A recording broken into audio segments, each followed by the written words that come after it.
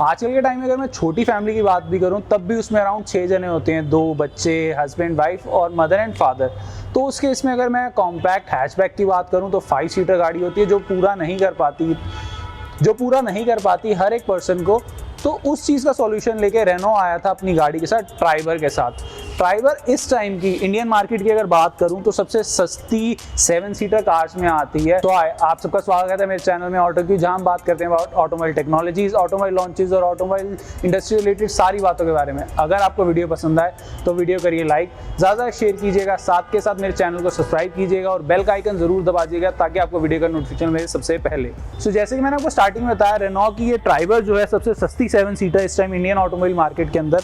अगर मैं इसके सबसे छोटे मॉडल की बात करूं तो इसका एक शोरूम प्राइस आता है अराउंड 5.5 लाख रुपए का, जो कि आज के टाइम में एक अच्छी हैचबैक आप लेने जाएंगे स्विफ्ट या कुछ तो उसका प्राइस भी इतना ही रहता है और उतने प्राइस में आपको एक 7 सीटर गाड़ी मिलती है। स्टार्ट करते हैं इसके एक्सटीरियर लुक के हिसाब से। अगर लुक की बात करूं तो फ्रंट लुक तो है जो आपको कहीं ना कहीं रेनॉल्ट क्विड जैसी मिलती है। फ्रंट में आपको क्रोम ग्रिल मिलती है। ये जो है ये RXT मॉडल है, ये सबसे टॉप मॉडल से एक नीचे का मॉडल है। इसका अगर बात करूं तो ये ऑन रोड हमें 7.5 लाख के अराउंड का मिला है। अगर मैं बात करूं इस गाड़ी के अंदर तो हमें हेडलाइट के ऊपर क्रोम वर्क नहीं मिला था, नीचे DRL लाइट्स नहीं मिली थी और इसके अंदर आपको बैक सेंसर तो मिलता है बट बैक का कैमरा नहीं मिलता रिवर्स का। तो ये सब चीज़ें हमने बाहर से लगवाई थी, जैसे सीट कवर हो गया या फिर इसका अगर बात करूं तो आपको स्टीयरिंग का कवर हो गया। ये सब चीज़ें आउटसाइड फिटेड है और इसके अंदर अराउंड अगर मैं पूरा बता के चलूँ तो अराउंड 21 से 22 हज़ार का खर्चा है, जो कि ज़्यादा नहीं है, जिसकी वजह से इस गाड़ी को बहुत अच्छी लुक मिली है। अगर मैं फुटरेस्ट की बात करूं उसके अंदर आपको ट्राइबर की बैचिंग मिलती है, ट्राइबर लिखा आता है विद लाइट्स, प्लस आपको साइड में क्रोम बीडिंग मिलती है। इसमें सारा जितना आप क्रोम वर्क देख रहे हैं, चाहे हेडलाइट पे हो या फिर जो विंडोज़ के साइड पे, सारा का सारा एक्सटर्नली फिटेड है। इससे मैंने आपको बताया अराउंड 21 हज़ार का पड़ा है। इसके अंदर हमने बैक कैमरा भी लगवाया है, सीट कवर्स लगवाए हैं, तो ज़्यादा नहीं है। प्लस इसके अंदर जो आप देख रहे हैं टायर के ऊपर व्हील कवर्स हैं। अगर आप रेनॉल्ट में जाएंगे तो वो लोग ये क्लेम करते हैं कि व्हील कवर्स नहीं लगते टॉप मॉडल के अलावा, बट अगर आप आफ्टर मार्केट एक्सेसरी शॉप में जाएंगे आपको आराम से अच्छे व्हील कवर्स मिल जाते हैं। अब अगर बाहर से लुक की बात करूं तो ये गाड़ी बहुत बड़ी नहीं है, बहुत चौड़ी नहीं है, बट इसका सीटिंग स्पेस बहुत अच्छा है। अगर सीटिंग स्पेस मैंने इसमें बैठ के देखा है, इसका सीटिंग स्पेस फर्स्ट और सेकेंड रो का तो बहुत ही अच्छा है। थर्ड रो आप बच्चों के लिए कह सकते हैं लेकिन बड़ों के लिए नहीं है अगर आपको बड़ी जर्नी के लिए जाना है। अब आप इसका साइड से लुक देख सकते हैं गाड़ी का, हैचबैक से थोड़ी बड़ी है बट अगर 7 सीटर की बात करूं तो इतना नहीं है स्पेस, बट स्टिल आपको एक 7 सीटर गाड़ी है 7.5 लाख के प्राइस में, और इससे ज़्यादा आप क्या लेना चाहोगे। जबकि अगर आज मैं बात करूं तो स्विफ्ट का आपका टॉप एंड मॉडल आपको अराउंड इतने तक का मिल जाता है, अराउंड 6.5-7 लाख तक पहुंच जाता है उसका प्राइस भी। उतने प्राइस में, उसके आसपास के प्राइस में आपको एक अच्छी 7 सीटर मिल रही है, तो यार मेरे को नहीं लगता एक बुरी चीज़ है ये। जैसा कि हम गाड़ी में आके बैठ चुके हैं, अगर मैं अब इस गाड़ी की बात करूँ इसके प्राइस के ऊपर, इसके अंदर बहुत सारी ऐसी चीज़ें जो बताने लायक है, जो प्लस पॉइंट है इस गाड़ी के इस प्राइस रेंज के ऊपर। जैसे हम गाड़ी में आके बैठते हैं तो एक बड़ा सा हमें डैशबोर्ड मिलता है, इसके अंदर आपको सेंटर में एक इंफोटेनमेंट सिस्टम मिलता है टच स्क्रीन का, जिसके अंदर आप अपने फोन को कनेक्ट कर सकते हैं, चाहे वो एंड्रॉयड फोन हो या एप्पल का फोन हो। प्लस अगर मैं सेंटर कंसोल की ही बात करूं तो आपको 3 नॉब्स मिलते हैं, जिसके अंदर एक एयर फ्लो आपका सिलेक्ट कर सकते हो, दूसरा फैन की आप पावर सिलेक्ट कर सकते हो, तीसरा AC की आपकी पावर सिलेक्शन का है। सेंटर के अंदर बटन्स दिए गए हैं जिसके अंदर आप पूरी गाड़ी को एक बटन के टच के साथ लॉक कर सकते हो, प्लस पार्किंग लाइट के लिए भी एक साथ में बटन दिया गया है। अब आगे आके बात करते हैं इसके स्टीयरिंग के बारे में। अगर मैं बात करूं ये 2021 का मॉडल है, इससे पहले जो मॉडल आता था 2020 में, उसके अंदर आपको स्टीयरिंग माउंटेड कंट्रोल्स नहीं मिलते थे। अब स्टीयरिंग की बात करूं तो ये स्टीयरिंग 2 वे एडजस्टेबल है, आप इसको ऊपर या नीचे ही एडजस्ट कर सकते हैं। इसके अलावा इंस्ट्रूमेंट क्लस्टर मीटर की बात करूं तो आपको एक बड़ा सा डिस्प्ले मिलता है जो स्पोर्टी डिस्प्ले है, और ये डिस्प्ले पूरा का पूरा डिजिटल डिस्प्ले है। अब बात कर लेते हैं इसके ग्लो बॉक्स के बारे में। इसके अंदर आपको डबल ग्लो बॉक्स मिलता है, एक जिसके अंदर ऊपर आप अपनी डॉक्यूमेंटेशन या सब कुछ रख सकते हैं, प्लस जो सेकंड ग्लो बॉक्स है वो कूल ग्लो बॉक्स है, मतलब कि AC की जो वेंट है, AC का एक वेंट इसके साथ कनेक्टेड है, जिसके अंदर आप अपनी ड्रिंक्स या कुछ खाना अगर ठंडा रखना चाहते हो तो आप इसके अंदर रख के आप कहीं दूर तक लेके जा सकते हैं आराम से।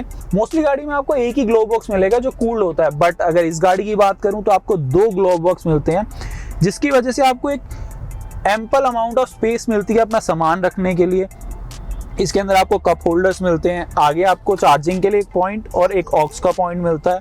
आप अपना फोन ऊपर रख सकते हैं। ये तो हुई गाड़ी के कुछ फीचर्स के बारे में। अब गाड़ी की सबसे इंपॉर्टेंट चीज के बारे में बात करते हैं, ये गाड़ी कंफर्टेबल है या नहीं। अगर लेग स्पेस की बात करूं तो आप खुद देख सकते हैं कि मैं अभी बैठा हूं तो मेरी जो टांगे हैं वो डैशबोर्ड के साथ टच नहीं कर रही। अगर मैं साथ वाली सीट पे भी दिखाऊं तो अच्छा स्पेस है, जबकि ये पूरी आगे तक हमने भी सीट खींची हुई है।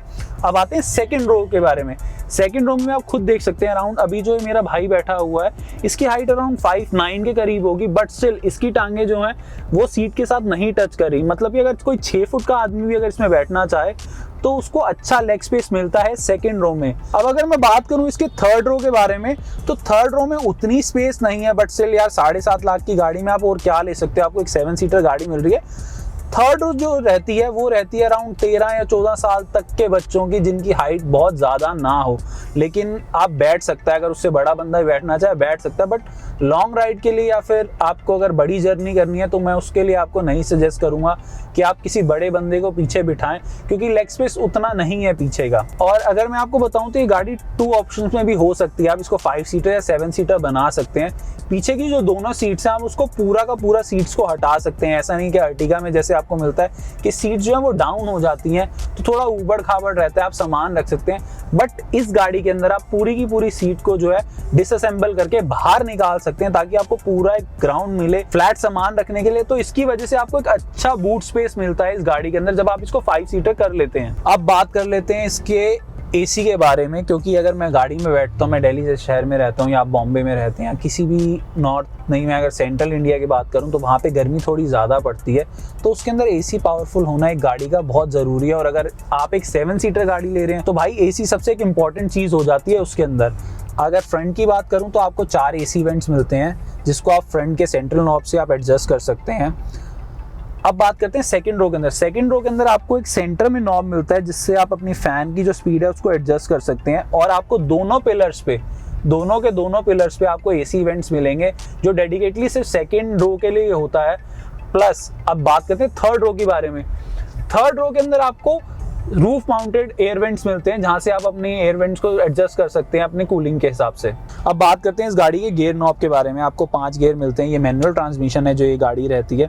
इसके अंदर आपको 5 गियर जो नॉर्मल बाकी गाड़ी में रहते हैं वैसे ही रहते हैं, बट इसके अंदर क्विड की तरह आपको जो रिवर्स का गियर रहता है वो फर्स्ट के आगे रहता है, जिसके अंदर आपको नीचे से अपलिफ्ट करके आपका रिवर्स का गियर लगता है। अब बात करते हैं इस गाड़ी की सेफ्टी के बारे में। जैसे कि मैं आपको बता रहा हूँ, इंडिया में बहुत एक्सीडेंट होते हैं। आपकी गलती नहीं होगी, कोई और आपको गाड़ी को मार जाता है, कुछ होता है, तो एक गाड़ी का सेफ होना बहुत इंपॉर्टेंट है, क्योंकि लाइफ बहुत इंपॉर्टेंट, लाइफ बहुत प्रीशियस है आज के टाइम में।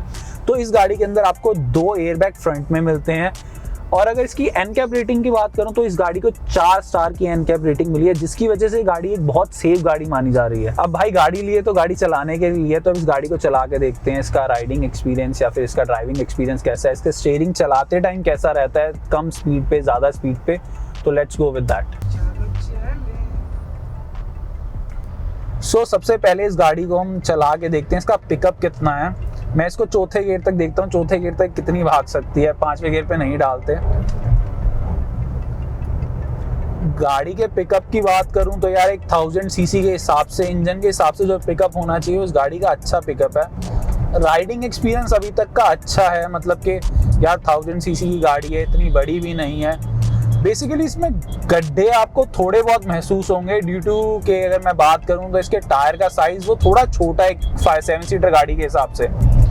इस टाइम ये गाड़ी 70 से ऊपर की स्पीड पे चल रही है। इसका राइडिंग एक्सपीरियंस या जो आप कह रहे हो ड्राइविंग एक्सपीरियंस बहुत अच्छा है, बट जो एक चीज़ थोड़ी सी मेरे को वो लगी वो है इसका स्टीयरिंग जो कंट्रोल है वो थोड़ा सा टाइट है। मतलब कि जैसे मैंने सिविक चलाई है, ऑरा चलाई है, क्रेटा चलाई है, उनके अंदर जो आपको स्टीयरिंग एक्सपीरियंस है, स्टीयरिंग जो मोड़ने में स्विफ्टनेस या सॉफ्टनेस है उतनी नहीं है। बट यार 7.5 लाख की गाड़ी, वो गाड़ियाँ बहुत महंगी थी। मैं ये चीज़ मान सकता हूँ कि कहीं ना कहीं कंपनी कॉस्ट कटिंग करेगी। अगर आपको इतने कम पैसों में 7 सीटर गाड़ी चाहिए बट स्टिल इसका जो स्टीयरिंग जो था, स्टीयरिंग एक्सपीरियंस है, स्टीयरिंग जो कंट्रोल है वो और स्मूथ हो सकता था। अब जैसे कि मैंने आपको इसके एक्सटीरियर लुक, इसके अंदर बैठ के इसका डैशबोर्ड कैसा है, इसमें क्या क्या ऑप्शंस है, क्या क्या इसमें प्लस पॉइंट है, सारे काउंट कर लिए, तो मेरे हिसाब से 7.5 लाख के अंदर एक 7 सीटर गाड़ी मिलना, आपको डबल कूल्ड ग्लव बॉक्स मिलता है, तीनों के तीनों आपको रोज के लिए डेडिकेटेड एसी वेंट्स मिलते हैं, प्लस इसका अगर एवरेज की बात भी करूं, अभी इसकी फर्स्ट सर्विस नहीं हुई है तो इसकी अभी अराउंड एवरेज 10 की आ रही है, जो कि 7 सीटर के लिए अच्छी एवरेज है।